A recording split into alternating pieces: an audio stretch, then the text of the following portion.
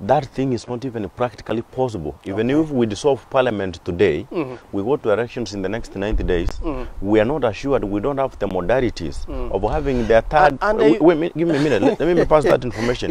We don't have the modalities to make sure that when members of parliament are going to be elected, we will have a third of them women. Because what will happen if all constituencies in Kenya elect men? Or all constituencies in Kenya elect women? So still dissolving parliament is not a solution at the moment, because it is not going to give us. I think parliament, as it is right now, let somebody come up with a bill in the National Assembly. Let them discuss about it. Let that clause be removed. And if it needs a referendum, because we're talking about BBI, where people want us to go to the referendum, that should be included in the referendum, so that that clause be removed. However, empowering women remains something I so dearly advocate for. You have talked about the BBI. I was coming there. Do you think it will be a solution to most of our problems, including the two-third gender rule? Because we were talking about the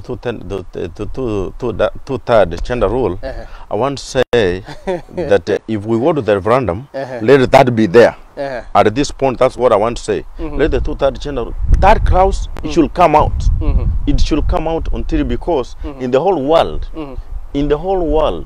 I have not seen a country, unless you know one, you can tell me. I don't know of any country which applies that rule. Two, the reason why it has not even been enacted in parliament is because it is very complicated. How are they going to do it? Now they are saying that we want to toss up and say, now let us choose randomly some constituencies which are going to be put aside specifically for women. That is wrong. That is not a democracy. That is not what the Constitution says. Let us not selectively use the Constitution. Let us use the Constitution to the other. And the best way to do it, let that clause be removed. Then we make sure that the women are empowered. And from there, the will of the people will be reflected in the national assembly. I wonder which criteria will be used to say, you know,